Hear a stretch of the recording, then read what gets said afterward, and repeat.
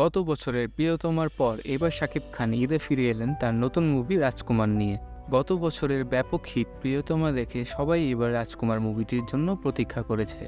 মুভিটির পোস্টারে সবাই শাকিব খানকে এক ভিন্ন রূপে দেখতে পান। তাছাড়াও এই মুভিটির শ্যুট হয়েছে আমেরিকাতেও এবং তার নায়িকা ছিলেন কোর্টনি কফি নামের এক ভিনদেশি তরুণী। কেমন হলো রাজকুমার মুভিটি? ভিনদেশি নায়িকার পাশে কিং খান কেমন অভিনয় করেছেন? রাজকুমার ছবির গল্প শামসু নামের এক তরুণকে ঘিরে, যে স্বপ্ন দেখে আমেরিকায় পাড়ি দিবে, তবে সে বারবার চেষ্টা করেও ব্যর্থ হয়। শামসু তার বাবাকে রাজি করাতে ব্যর্থ, তবে একদিন ফাঁদে ফেলে সে তার বাবাকেও আমেরিকা যাওয়ার টাকার জন্য রাজি করিয়ে ফেলে। তবে বাদ সাজে আমেরিকার ভিসা। কিভাবে পাবে আমেরিকার ভিসা? এক দালালের মাধ্যমে কথা বলে পথ বের করে আমেরিকা যাওয়ার, তবে সেটা এক আমেরিকান তরুণীর সাথে কন্ট্রাক্ট ম্যারেজের মাধ্যমে। কিন্তু শামসু আমেরিকা যেতে কেন এত উতলা? মুভিটির প্রথম ভাগে দেখানো হয় শামসুর আমেরিকা যাওয়ার চেষ্টা এবং দ্বিতীয় ভাগে কন্ট্রাক্ট ম্যারেজ সম্পন্ন করে আমেরিকা গমন এবং পরিশেষে মূল গল্প। ছবির প্রথম অংশটি কমেডিতে ভরপুর হলেও এর দ্বিতীয় অর্ধটি আবেগে পরিপূর্ণ।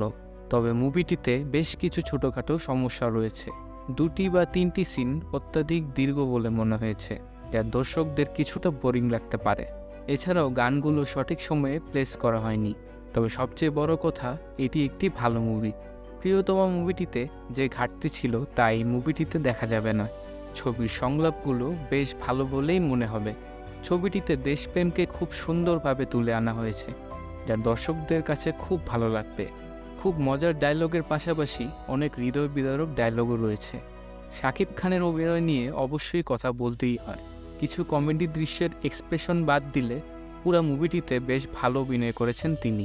ইমোশনাল দৃশ্যগুলোতে বেশ নিখুঁত অভিনয় করেছেন শাকিব খান। রোমান্টিক দৃশ্য ভালো করলেও কোর্টনি কফির অভিনয়ের জন্য দর্শকরা কিছুটা বিচলিত হবে। পুরো ছবিতে অনেকটা কৃত্রিম অভিনয় করেছে কোর্টনি কফি, যে কারণে তার অভিনয় চোখে লাগে। তবে মুভিটিতে আরশ খান ও মাহিয়া মাহির অভিনয়ের কথা না বললেই নয়। ছবিতে সাকিবের বাবার ভূমিকায় অভিনয় করেছেন আরশ। অন্যদিকে মাহিয়া মাহিও মায়ের পদে শ্রেষ্ঠত্ব অর্জন করেছেন। তার ডায়লগ ডেলিভারি এবং অভিনয় খুব ভালো ছিল। অন্যান্য অভিনেতা যারা তাদের ব্যক্তিত্ব দিয়ে দর্শকদের বিনোদন দিয়েছেন, তাদের মধ্যে রয়েছেন ডক্টর এজাজুল ইসলাম, আহমেদ শরীফ, আরফান মিদা শিবলু এবং ডিজে সোহেল।